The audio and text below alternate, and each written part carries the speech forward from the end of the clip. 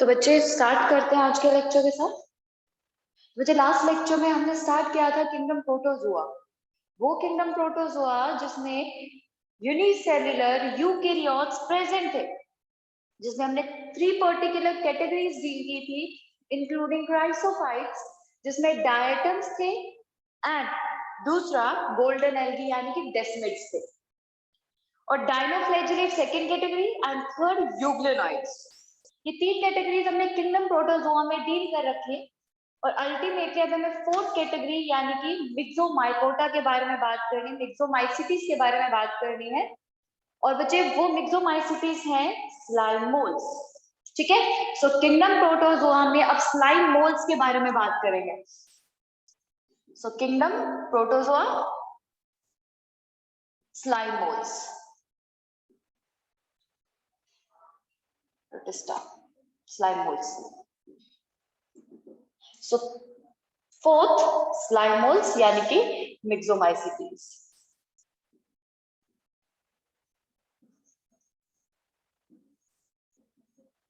ठीक है, तो स्लाइम मोल्स जिसे हम मिक्सोमाइसिटीज कह रहे हैं बच्चे, they are found in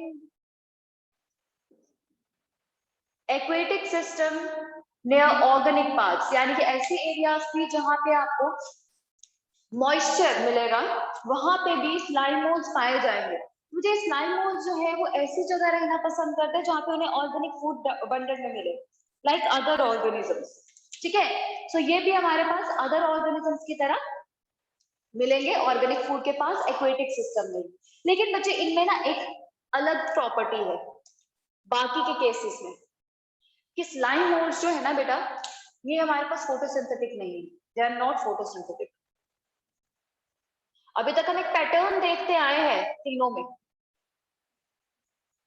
chrysophytes photosynthetic थे, डायनोफ्लैजेलेट्स फोटोसिंथेटिक थे, और उसके बाद हमारे पास एक फैकल्टेटिव हेटेरोट्रॉफ्स का अरेंजमेंट देखने को मिला यूग्लेनॉइड्स के केस में, जो फोटोसिंथेटिक है लेकिन जरूरत पड़ने पर हेटेरोट्रॉफिक मोड फॉलो कर सकते हैं। एंड बच्चे ये हमारे पास नॉन फोटोसिंथेटिक है एंड ये हेटेरोट्रॉफिक मोड फॉलो करते हैं फॉर देयर न्यूट्रिशनल नीड। ठीक है, उसके बाद एक और चीज जो इनको बहुत डिफरेंट बनाता है, that cell wall is completely absent. Cell wall जो है वो कंप्लीटली एब्सेंट है इनके केस में। स्लाइम मोल्स के पास सेल वॉल नहीं रहेगी। ठीक है, जिसकी वजह से बच्चे इनका एक फ्लेक्सिबल अरेंजमेंट आपको सेल में देखने को मिलेगा। रिजिडिटी नहीं रहेगी इनके सेल में, फ्लेक्सिबिलिटी सी रहेगी। अमीबा लाइक यानी कि प्लाज्मोडियल अरेंजमेंट्स बनाने के कैपेबल है बेटा। इनिशियल क्राइसोफाइट्स की अगर हम बात करें तो वहां पे सेल वॉल कैसी थी, उसमें सिलिका था। सेकेंड केस में बिल्कुल रिजिड एसोसिएशन थी, बिल्कुल लिड की तरह, और सेल्यूलोसिक डिपोजिशन थी। थर्ड केस में सेल वॉल की जगह पेलिकल था, जो अगेन फ्लेक्सिबल वॉल थी। इसके केस में ऐसा कुछ नहीं है, सिर्फ सेल वॉल एब्सेंट है, दैट्स इट। ठीक है, हाँ अगर हम बात करें स्लाइम मोल्स जो है वो स्पोर्स की हेल्प से रिप्रोड्यूस भी करते हैं, तो उन स्पोर्स में आपको वॉल मिलेगी।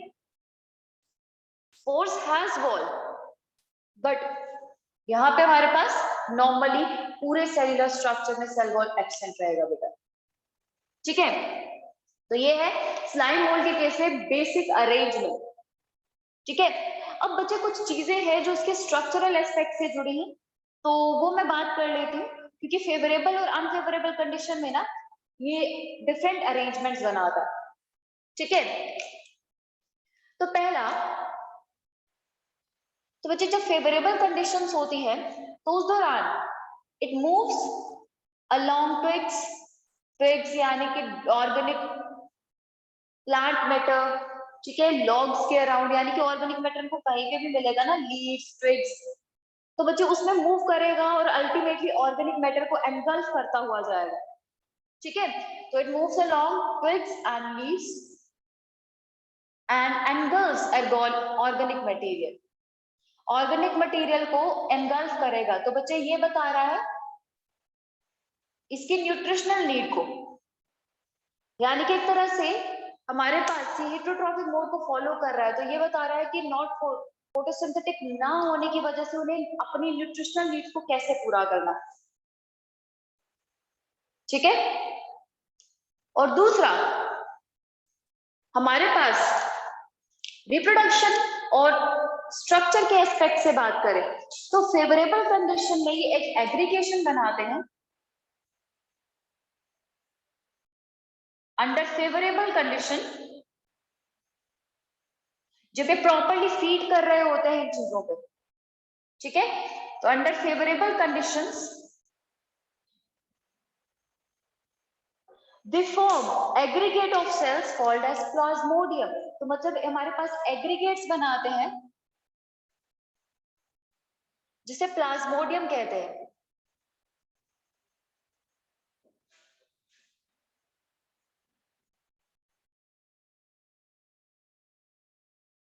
ठीक है, लेकिन बच्चे जैसे ही हमारे पास अनफेवरेबल कंडीशन आती है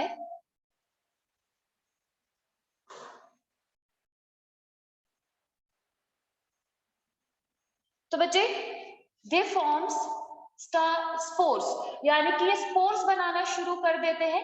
जैसे कि हमने कहा कि स्पोर्स में क्या है, वॉल है, तो बच्चे वॉल इसीलिए बनाई जाती है यहाँ पे ताकि ये रेजिस्टेंट वॉल इन स्पोर्स को बचा सके बेटा।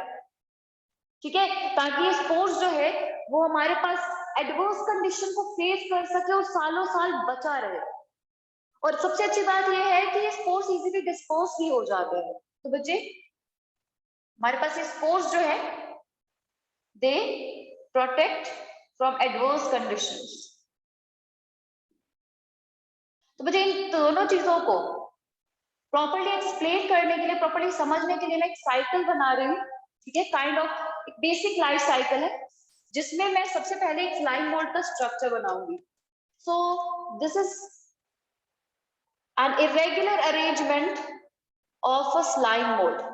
इस तरीके से हमारे पास स्लाइम मोल्ड्स है, तो बहुत ही ज्यादा चिपचिपा स्लाइमी अमीबा लाइक अरेंजमेंट होगा। ठीक है, सो अमीबा लाइक नॉट अमीबा, तो अमीबा लाइक अरेंजमेंट होगा और ये amoeba like structures favourable condition में मूव कर रहे हैं अलोंग ट्विग्स, लीफ और ऑर्गेनिक फूड खा रहे हैं। ठीक है, और बच्चे सेम टाइम पे क्या होता है, जब इनको प्रॉपर्ली फूड मिल रहा है फेवरेबल कंडीशन में, ये सेल्स क्या करेंगे, एक दूसरे के साथ मर्ज करना शुरू कर देते हैं।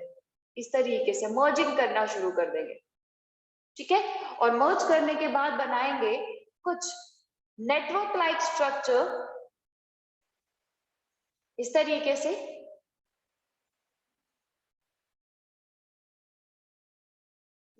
कुछ नेटवर्क लाइक स्ट्रक्चर बनाएंगे जिसे प्लाज्मोडियम कहा जाता है। बिल्कुल ऐसा अरेंजमेंट जैसे फंगस में भी आगे आपको देखने को मिलेगा। ऐसे अरेंजमेंट को फंगस के केस में हाइफे कहा जाता है बच्चे। तो बच्चे इस तरीके से पूरा नेटवर्क बना लेगा जिसे कहा जाता है प्लाज्मोडियम। ठीक है, तो बच्चे ये प्लाज्मोडियम फेवरेबल कंडीशन में मिला। अब बच्चे अचानक क्या हुआ कि ये अनफेवरेबल कंडीशन आ गई। अनफेवरेबल कंडीशन के दौरान ये क्या करते हैं, एक फ्रूटिंग बॉडी बनाते हैं। फ्रूटिंग बॉडी जिससे स्पोरोकार्प कहा जाता है। कुछ इस तरीके से उन्होंने फ्रूटिंग बॉडी बना ली। ठीक है, मैं नॉर्मली इस तरीके से बना रही हूँ जिसे स्पोरोकार्प बना कहा जाता है। तो स्पोरोकार्प एक फ्रूटिंग बॉडी है।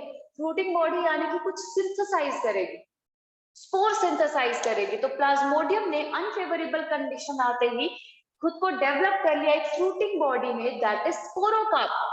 ठीक है, अनफेवरेबल कंडीशन में। और स्पोरोकार्प ने अल्टीमेटली क्या बनाया, कुछ स्पोर्स बनाए और वो स्पोर्स अल्टीमेटली फेवरेबल कंडीशन आते ही वापस से जर्मिनेट कर गए इस स्लाइम मोल्ड में। So these are spores.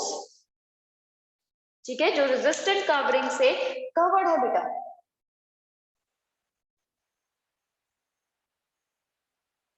तो ये स्टेटमेंट्स जो हमने यहाँ पे मेंशन किए हैं वो इस समय लाइफ साइकिल में दिख रहे हैं। ठीक है, तो क्या है, ये हमारे पास फेवरेबल कंडीशन के दौरान पूरा अरेंजमेंट हुआ। तो फेवरेबल कंडीशन आएगी तो स्पोर्स जर्मिनेट करेंगे, तब तक वो एयर के साथ डिस्पोज करेंगे, हार्श कंडीशन को बेयर करेंगे। और बच्चे प्लाज्मोडियम स्पोरोकार्प में तब डेवलप होगा जब अनफेवरेबल कंडीशंस आने को होंगी। और अनफेवरेबल कंडीशन के दौरान ये स्पोरोकार्प अल्टीमेटली स्पोर्स बनाएगा ताकि फेवरेबल कंडीशन आते ही वो जर्मिनेट कर जाए। into slime molds.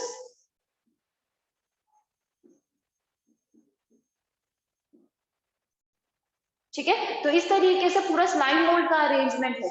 तो प्लाज्मोडियम का कंसेप्ट जो है वो याद रखना है, ये बहुत इंपॉर्टेंट कॉन्सेप्ट है। ठीक है, तो बच्चे मैं कुछ एग्जांपल्स फर्दर लिख लेती हूँ तो स्लाइम मोल्ड की। दैट इज फाइसेरम,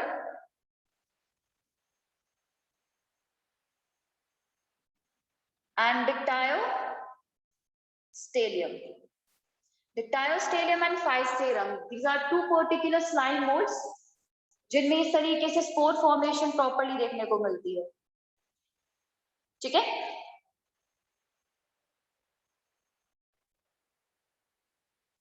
तो बच्चे लास्ट कैटेगरी प्रोटोजोआ।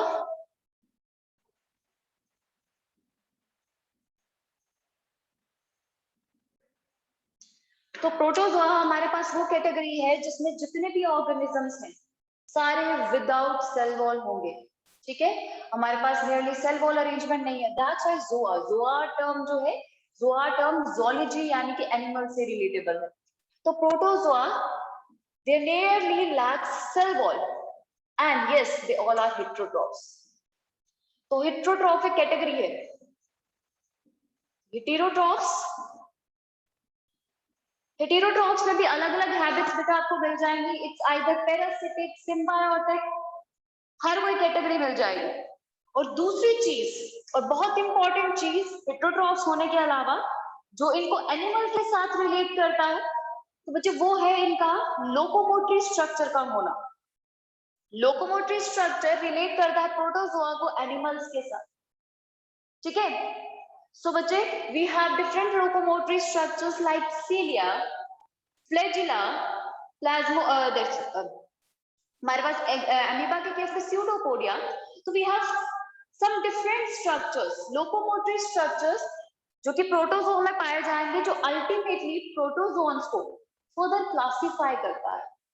ठीक है, तो मतलब प्रोटोजोआ में लोकोमोटरी स्ट्रक्चर्स है जो प्रोटोजोआ को फर्दर क्लासिफाई कर रहा है और एनिमल से रिलेट भी करता है।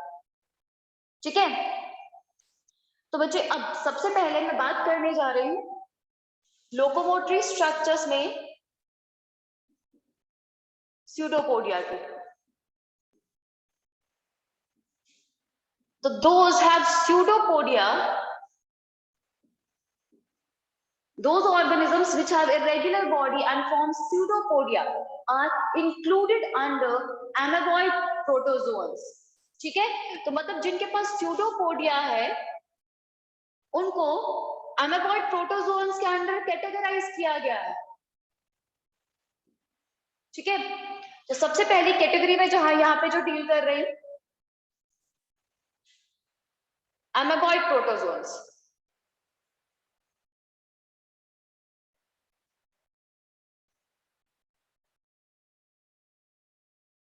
तो आगे बढ़ने से पहले मैं यहाँ पे एग्जाम्पल मेंशन करूंगी। एग्जाम्पल हियर इज एमीबा, क्योंकि एग्जाम्पल के बेसिस पे आप बहुत बेटर वे में रिलेट कर पाओगे इससे। एमीबा 10th में भी पढ़ा है आपने, holozoic nutrition in case of amoeba. Amoeba एक इर्रेगुलर ऑर्गेनिज्म है। ठीक है, इस तरीके से कोई पर्टिकुलर शेप नहीं होगी, पर्टिकुलर अरेंजमेंट नहीं होगा। ठीक है, और बच्चे ये एमीबा जो है it is found in fresh water areas. ठीक है, और जहाँ पे मॉइस्चर अवेलेबल होगा टेरेस्ट्रियल एरिया में तो वहां पे पाया जाता है। बट बच्चे इससे रिलेटेड और भी स्पीशीज है जो एनाबॉइड प्रोटोजोन से बिलोंग करती है। और भी कैटेगरीज है जो कि मरीन एरियाज में भी पाए जाएंगे। तो बच्चे this amoeboid protozoans are found in fresh water,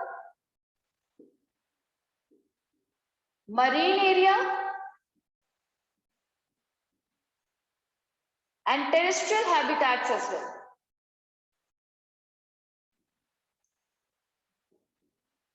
तो ये किसी भी एरिया में मिल सकते हैं, लेकिन याद रखेंगे टेरेस्ट्रियल हैबिटेट्स अगर हम कंसीडर कर रहे हैं तो हमें ये भी चीज याद रखनी होगी कि टेरेस्ट्रियल एरियाज में वहां पे मॉइस्चर अबंडेंट में होना चाहिए तो ही ये ऑर्गेनिज्म सरवाइव कर पाएंगे बेटा। तो हमारे पास प्रोटिस्टास जो है वो मेनली एक्वेटिक है। और बच्चे अब हमारे पास यहाँ पे जो मरीन फॉर्म्स आपको दिख रही है ना, यहाँ पे एक चीज और है कि मरीन फॉर्म्स में सिलिका भी पाया जाता है इनके सेल इनके स्ट्रक्चर में। ठीक है, तो मरीन फॉर्म्स थोड़ी सी डिफरेंट है। They have siliceous arrangement. ठीक है, सिलिकेशियस अरेंजमेंट जो कि शेल के फॉर्म में दिखेगा आपको, सिलिका शेल लिख दो। ठीक है, तो मरीन फॉर्म्स में सिलिका जो शेल फॉर्म में आपको दिख जाएगा, जो कि नॉर्मली एक्वेटिक और फ्रेश वाटर फॉर्म्स में अवेलेबल नहीं होता। ठीक है, अब एमेबॉइड प्रोटोजोन्स में हमारे पास एक और चीज है, दे फॉर्म्स स्यूडोपोडिया, जो इसका मेन फीचर है, जिसकी वजह से इसे यहाँ पे कैटेगराइज किया गया है। ठीक है, so these are particular things जो हमें कंसीडर करनी थी कि fresh water, marine, terrestrial form तीनों मिलेंगी। बस मरीन फॉर्म में सिलिकेशियस अरेंजमेंट यानी कि सिलिका शेल्स रहते हैं and they form pseudopodia to trap food. ठीक है, to trap food and move and locomotion. ठीक है, एंड यहाँ पे मैं न्यूट्रिशनल हैबिट को एक्सप्लेन करने के लिए यहाँ पे एक ऑर्गेनिज्म के बारे में बताने जा रही हूँ। तो बच्चे वो है एक और एग्जाम्पल, एंट अमीबा हिस्टोलिटिका। तो बच्चे ये एंट अमीबा हिस्टोलिटिका जो है हमारे पास डाइजेस्टिव इश्यूज कॉज करता है, डाइजेस्टिव डिजीज कॉज करता है, जिसे एमीबियासिस कहा जाता है, कॉजेस एमीबियासिस। तो बच्चे ये अरेंजमेंट शो कर रहा है कि एंट अमीबा हिस्टोलिटिका में पैरासिटिक न्यूट्रिशन है, पैरासिटिक न्यूट्रिशन इज देयर। ठीक है, जो कि एक हेटेरोट्रॉफिक मोड है, यानी कि अपना खाना खुद सिंथेसाइज नहीं कर रहा है, ये डिपेंडेंट है होस्ट बॉडी पे ताकि वहां से न्यूट्रिशन डिराइव कर सके। ठीक है, तो सेल वॉल नॉर्मली है ही नहीं, बाकी चीजें हमने यहां से जान ली। ठीक है, अब दूसरी कैटेगरी जिसमें बहुत ही सारे डिजीज कॉजिंग ऑर्गेनिज्म आपको दिख जाएंगे, जैसे आप लेशमेनिया के बारे में सुनते हो, ठीक है, ट्रिपेनोसोमा के बारे में सुनते हो। ठीक है, तो बच्चों उनके बारे में बात करें तो नेक्स्ट है ट्रिपेनोसोमा, जो कि एक ज़ूफ्लैजिलेट ऑर्गेनिज्म है, उसकी कैटेगरी के बारे में बात करते हैं। तो उसकी कैटेगरी है फ्लैजिलेटेड प्रोटोजोआ, यानी कि उनमें फ्लैजिला प्रेजेंट रहता है। ठीक है, चलिए, तो next category after amoeboid protozoans है फ्लैजिलेटेड प्रोटोजोन्स।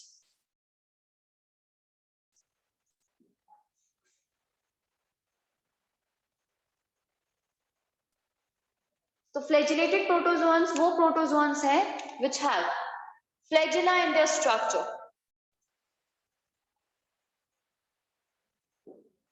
तो बच्चे आप बोलो ये ब्यूग्लिना है, उसमें भी फ्लैजिला रहता है, वो इस कैटेगरी में क्यों नहीं है? क्योंकि बच्चे इन ऑर्गेनिजम्स में मेनली सेल वॉल नहीं होती है and strictly heterotrophic mode of arrangement रहेगा। ठीक है, तो हम उसको इस कैटेगरी में इंक्लूड नहीं कर सकते। ठीक है, तो बच्चे इनके किसी फ्लैजिला होता है। दूसरा, they are either free living, अगर फ्री लिविंग है तो भी ये हेटेरोट्रॉपिक मोड फॉलो करेंगे, मेनली होलोजोइक ही और पैरासिटिक फॉर्म।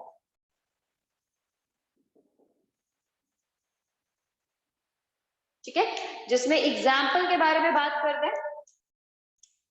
एग्जाम्पल है यहाँ पे Trypanosoma and लेशमेनिया।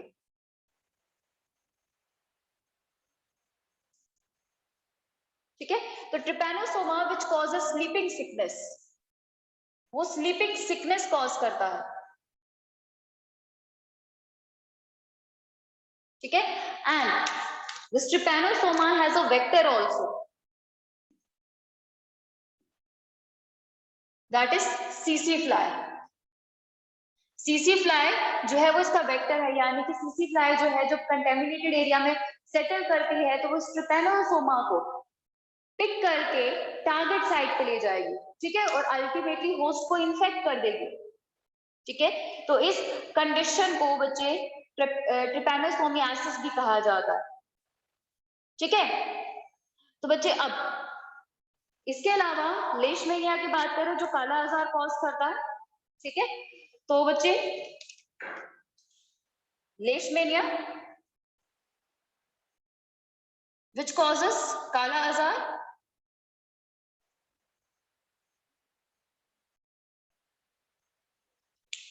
has a vector again, that is sandfly, and sandfly is also called as phlebotomous. ठीक है, phlebotomous, and sand CC fly का भी हमारे पास एक नेम है, that is glossina. ठीक है, phlebotomous और sandfly के लिए which is vector for leishmania. ठीक है, और ultimately CC fly for trypanosoma. ठीक है, तो बच्चे ये है हमारे पास फ्लैजिलेटेड प्रोटोजोन्स। इसके बाद मैं बात करूंगी सीलिएटेड प्रोटोजोन्स यानी कि पैरामीशियम के बारे में, और उसके बाद लास्ट स्पोरोजोन्स तो सबसे ज्यादा नोटोरियस माने जाते हैं in case of protozoa. So now next category third, that is ciliated protozoans.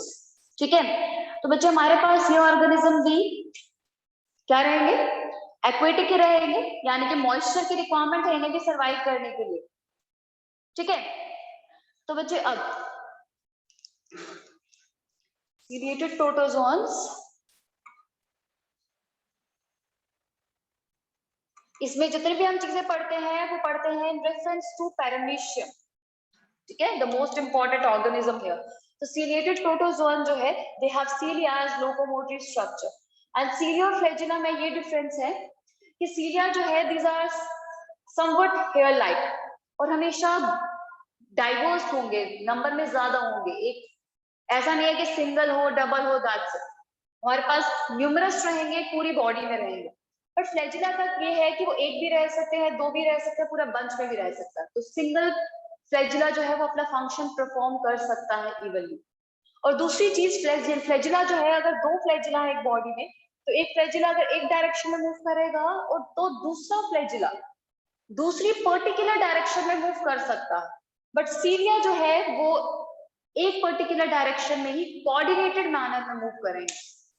ठीक है, तो बच्चे सीलिया जो है इसलिए न्यूमरस होते हैं एंड ये हेल्प करते हैं मूवमेंट ऑफ सब्सटेंसेस, पार्टिकल्स जो बॉडी के पास आ रहे हैं, जो उनके पास आ रहे हैं, और कुछ लेवल तक वो लोकोमोशन में भी हेल्प करते हैं बेटा।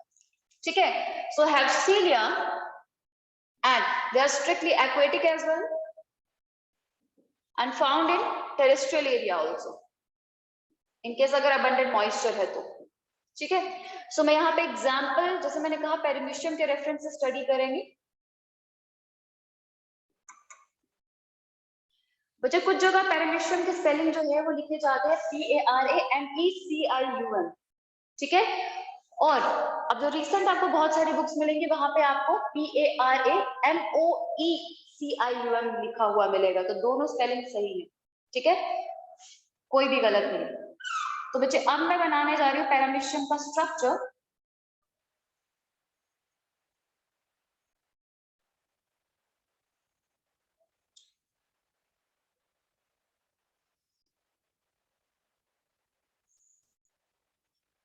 तो कुछ इस तरीके से फुट सोल लाइक अरेंजमेंट रहता है पैरामीशियम का।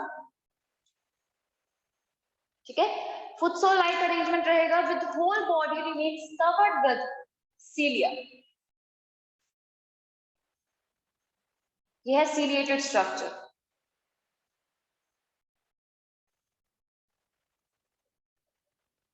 ठीक है, तो सीलिया के केस में ये जो आपको स्ट्रक्चर दिख रहा है, ये जो ओपनिंग दिख रही है यहाँ पे, this opening is called as gullet. ये गलेट कही जाती है and this is responsible for entry of food.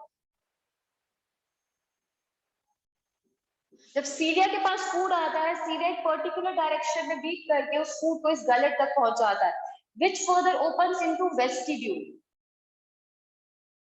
आपकी बकल कैविटी होती है ना, जैसे बिल्कुल आप इसको वेस्टिब्यूल को यहाँ पे ऐसे ही रिलेट कर सकते हो। ठीक है, तो गलट आएगा, उसके बाद वेस्टिब्यूल आएगा। तो स्ट्रिक्टली इस ओपनिंग को, गलट ये आ गया, इस ओपनिंग को जो कि गलट की ओपनिंग है इनफैक्ट, उसे ओरल ग्रूव भी कहा जाता है। तो oral groove is the opening, तो उसके बाद गलट आएगा और अल्टीमेटली लास्ट में हमारे पास यहाँ पे आ गया वेस्टिब्यूल। ठीक है, तो यहाँ पे इस तरीके से फूड एंटर करेगा और अल्टीमेटली पिंच ऑफ हो जाएगा और वैक्यूल, फूड वैक्यूल की फॉर्म में पूरी बॉडी में डाइजेस्ट होता हुआ फूड मूव करेगा फूड वैक्यूल में। ठीक है, ये आपने 10th में पढ़ा है। उसके बाद हमारे पास यहाँ पे, इसके लिए मार्क कर देती हूँ जब लोकोमोटरी स्ट्रक्चर। और बच्चों उसके बाद हमारे पास यहाँ पे ना एक और इम्पोर्टेंट चीज है, वो है न्यूक्लियस। पेरिमीशियम में एक बात है कि उसके पास दो न्यूक्लियस होते हैं, one micro nucleus and another macro nucleus. और जो मैक्रो न्यूक्लियस है ना बेटा, it is responsible for growth and development. अगर पेरिमीशियम को ग्रोथ एंड डेवलपमेंट करनी है तो उसके लिए मैक्रो न्यूक्लियस की रिक्वायरमेंट है बेटा। ठीक है, but micro nucleus is responsible for reproductive aspects. So micro nucleus for reproduction.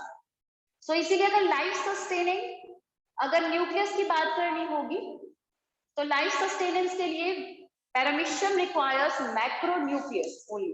ठीक है, बट फर्दर आगे कंटिन्यूटी ऑफ स्पीशीज, उसके लिए उसे माइक्रो न्यूक्लियस चाहिए। बट अगर माइक्रो न्यूक्लियस नहीं होगा तो पेरिमीशियम जो कि एक पर्टिकुलर टाइम के बाद खत्म हो जाएगा, उसके बाद उसकी स्पीशी को बढ़ाने वाला कोई नहीं होगा। ठीक है, तो बच्चे इस तरीके से हमारे पास दोनों, हमारे पास न्यूक्लियस जो है वो आगे कंटिन्यूटी ऑफ स्पीशी और ग्रोथ एंड डेवलपमेंट में मिलकर हेल्प करता है।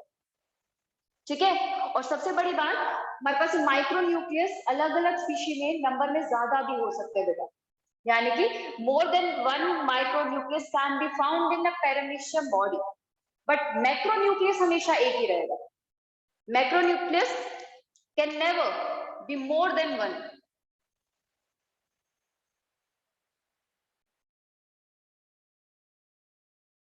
Can never be more than one. ठीक है, उसके बाद एक और चीज जो मैं यहाँ पे ड्रॉ करने जा रही हूँ, दैट इज कॉन्ट्रैक्टाइल वैक्यूल। इसके बारे में सुना होगा, हमेशा हम क्लासेस में पढ़ते हैं कि हमारे पास अलग अलग तरह के वैक्यूल्स होते हैं। ठीक है, तो बच्चे ये वैक्यूल्स जो है कॉन्ट्रैक्टाइल वैक्यूल है, वही वैक्यूल जो अमीबा और पैरामीशियम जैसे ऑर्गेनिज्म में हेल्प करते हैं ऑस्मोटिक बैलेंस मेंटेन करने में, यानी कि वाटर सॉल्ट बैलेंस मेंटेन करने में। दिस आर कॉन्ट्रैक्टाइल वैक्यूल, जो एंटीरियर रीजन में भी होता है और पोस्टीरियर भी होता है, that is posterior contractile vacuole.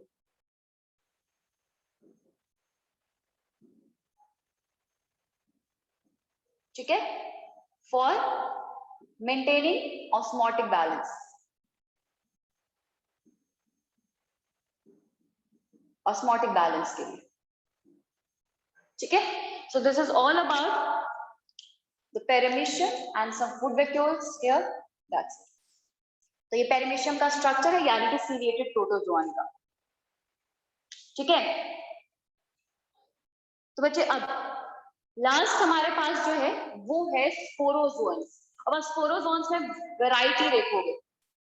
ठीक है, तो बच्चे अब वो वैरायटी क्या है उसके बारे में बात करते हैं।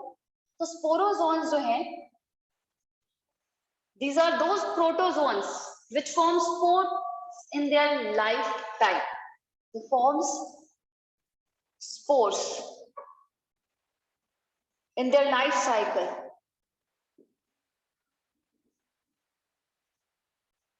And बच्चे these sporozoans are the most notorious one, यानी कि सबसे ज्यादा खतरनाक ऑर्गेनिज्म है among all protozoans, because these are among the parasites जो बॉडी को बहुत हार्म करते हैं। एग्जाम्पल हमारे पास प्लाज्मोडियम। ठीक है, और प्लाज्मोडियम की रेफरेंस से मैं बता दूं, इनके केस में हमारे पास स्पोर्स की फॉर्मेशन तो होगी, बट बाइनरी फिजन जैसे contractile vacuole and locomotory organelle जैसी कोई भी चीज नहीं होगी इनमें। तो इसीलिए हमने स्पेसिफिकली यहाँ पे मेंशन ही नहीं किया कोई लोकोमोटरी स्ट्रक्चर। कॉन्ट्रैक्टाइल वैक्यूल होगा नहीं, और बाइनरी फिजन ये मेथड यूज करते ही नहीं है रिप्रोडक्शन के लिए, क्योंकि हम स्टार्टिंग से जानते हैं, हम हमेशा पता है हमें कि अमीबा, पैरामीशियम, यूग्लिना, ये ऐसे ऑर्गेनिजम्स हैं जो बाइनरी फिजन, जिनमें binary fission main mode of reproduction रहेगा। इसके केस में ट्रांसवर्स बाइनरी फिजन होती है, यूग्लिना में लॉन्गिट्यूडनल होती है, अमीबा में सिंपल बाइनरी फिजन होगा। तो बाइनरी फिजन एक मेन मोड ऑफ रिप्रोडक्शन रहता है इन प्रोटोजोन्स में एंड इन प्रोटिस्टास में भी। पर इनके केस में बाइनरी फिजन जैसा मेथड नहीं है। क्यों नहीं है? क्योंकि ये रिप्रोड्यूस करते हैं by forming spores. Spore formation करके रिप्रोड्यूस करते हैं, बाकी सेक्सुअल मोड तो है ही है। ठीक है, वो हम आगे फर्दर क्लासेस में पढ़ेंगे भी कि किस तरीके से पूरा लाइफ साइकिल रहता है प्लाज्मोडियम का। ठीक है, तो binary fusion, contractile vacuole and locomotory organelles नहीं होंगी, and the example here is Plasmodium which causes malaria.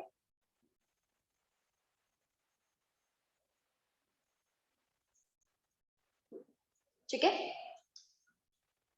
so this is all about the kingdom Protista.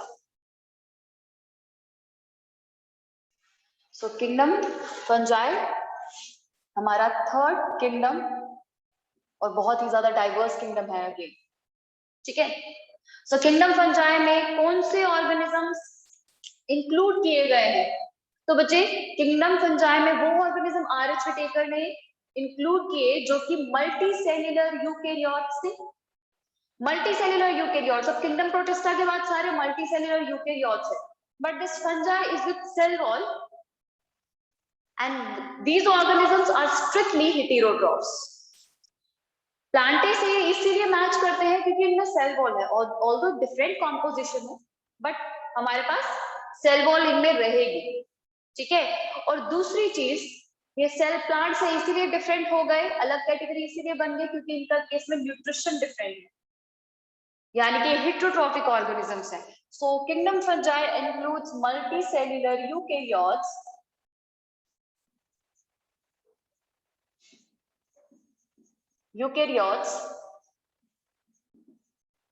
with cell wall, और सेल वॉल की कंपोजिशन में आएगा फंगल सेल्यूलोज जिसे आप chitin कहते हो, and this chitin resembles bacterial cell wall in structure, यानी कि हमारे पास पेप्टिडोग्लाइकन के साथ ही मैच करता है। कैसे? वो आप पढ़ोगे थर्ड यूनिट के बायोमोलिक्यूल्स।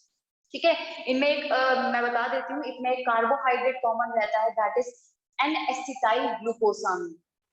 ठीक है, तो दोनों में ये केमिकल, ये कार्बोहाइड्रेट जो है वो सेम रहने वाला, दैट्स व्हाई इसकी सेल वॉल और बैक्टीरियल सेल वॉल रिलेटेबल है। ठीक है, सो मल्टी सेल्यूलर यूकेरियोट्स है with cell wall and they have heterotrophic mode of nutrition. These organisms are heterotrophs. ठीक है, और बच्चे इन फंजाई के केस में अलग अलग बॉडी स्ट्रक्चर्स आपको दिखेंगे जो कि प्रॉपर्ली और इवनली अरेंज नहीं है। प्रॉपर्ली मतलब क्लासिफाई नहीं कर सकते। ठीक है, तो बच्चे इसीलिए इनकी बॉडी जो है वो नियरली थैलॉइड बॉडी मानी जाती है, यानी कि जिसमें प्रॉपर सेग्रीगेशन ना हो कि कौन सा पार्ट क्या है। और बच्चे ये फंजाई जो है, इनको ग्रो करने के लिए प्रॉपर हैबिटेट नहीं चाहिए बल्कि प्रॉपर कंडीशन चाहिए। ये ऐसी जगह पे ग्रो कर जाते हैं जहां पे इनको न्यूट्रिशन मिल जाएगा और वार्म एंड ह्यूमिड कंडीशन होगी। ठीक है, so they are found in warm and humid condition.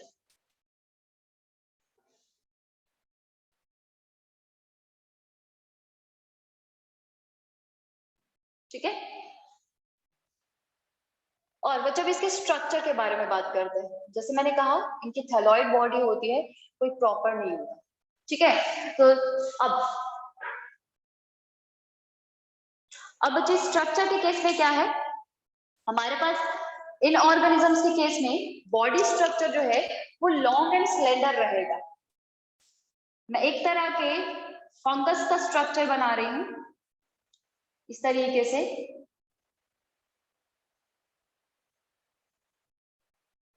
And yes yes one more exception जो यहाँ पे रहेगा वो मैं अभी बताती हूँ। तो इस तरीके से हमारे पास पूरा नेटवर्क बनने वाला है।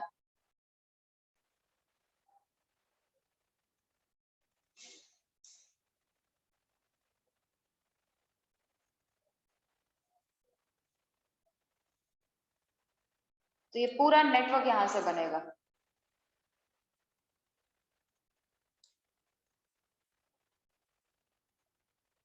ये जो आपको नेटवर्क दिख रहा है, ये जो फिलामेंटस नेटवर्क है, इस फिलामेंटस नेटवर्क को बेटा, इस फिलामेंटस अरेंजमेंट को कहा जाता है बेटा हाइफे। ये जो फिलामेंटस बॉडी है, फिलामेंटस अरेंजमेंट है इनकी बॉडी का, इसे हाइफे कहा जाता है। ठीक है।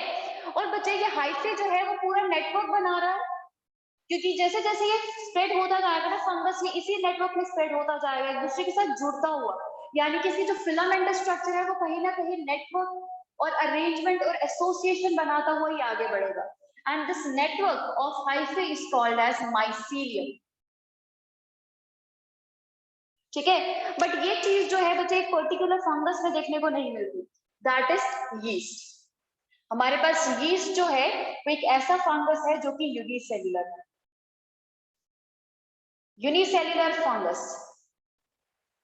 तो फिर एक क्वेश्चन है कि ये यूनिसेल्युलर होने के बावजूद हमारे पास फंजाई में क्यों प्लेस किया गया, प्रोटिस्टा में क्यों नहीं है, जबकि कुछ एल्गीज जैसे कि क्लोरेला, क्लेमिडोमोनास, ये दोनों एल्गीज हैं, प्लांट स्ट्रक्चर से कहीं ना कहीं रिजेंबल करती हैं, but still they are placed in a particular kingdom protista, जो कि यूनिसेल्युलर यूकेरियोट्स के लिए था।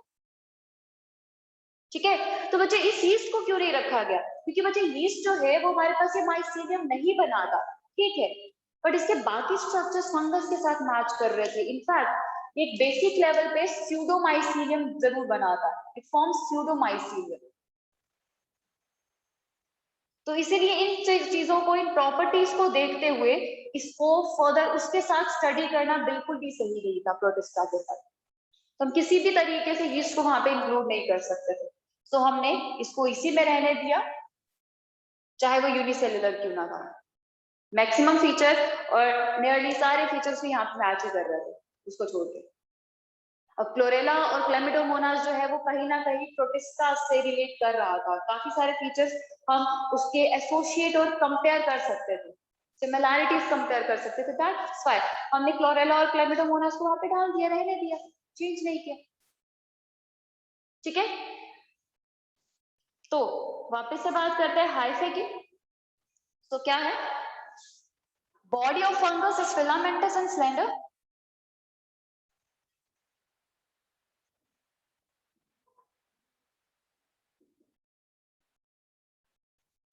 Filamentous and slender, and this body is called as, this arrangement is called as mycelium. इसको हाइफे, तो बच्चे इसको हाइफे कहा जाता है। एंड जैसे हमने कहा कि हाइफे जो है वो पूरा नेटवर्क अरेंजमेंट बनाता है, and this hyphae forms a network called as mycelium.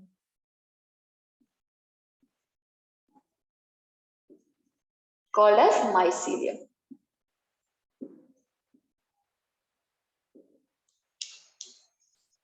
ठीक है।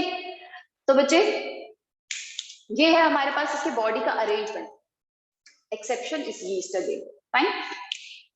अब बच्चे हाइफे को भी हमें दो टाइप्स में डिवाइड कर रहे हैं, क्योंकि आगे जो है ये हाइफे और इस स्ट्रक्चर का क्लासिफिकेशन जो है हमें रिक्वायर्ड रहेगा। We have two types of hyphae will,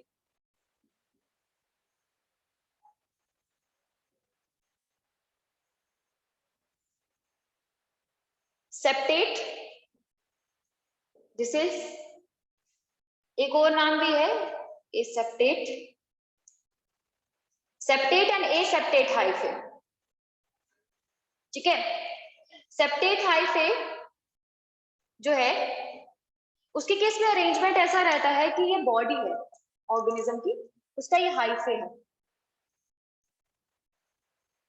ठीक है। तो सेप्टेट बॉडी जो है ना उसमें क्या रहेगा, बीच बीच में बॉडी में सेप्टास रहेंगे, यानी कि पार्टीशंस रहेंगे, जिसकी वजह से बॉडी जो है वो कुछ पर्टिकुलर छोटे छोटे कंपार्टमेंट्स में डिवाइड हो जाती है, ठीक है। सो बच्चे septate hyphae have septa, septa यानी कि पार्टीशन, जिसकी वजह से इस हाइफे में कंटिन्यूटी नहीं रहती, इसका साइटोप्लाज्म जो है वो कंटिन्यूस नहीं रहता, ठीक है, क्योंकि पार्टीशंस है इधर, ठीक है, जिसके वजह से हमारे पास एक अरेंजमेंट आ जाएगा जिसे एसिनोसिटिक यानी कि पार्टीशन अरेंजमेंट कहा जाएगा, ठीक है। तो बच्चे that's why this aseptate hyphae is also called as acinocytic hyphae।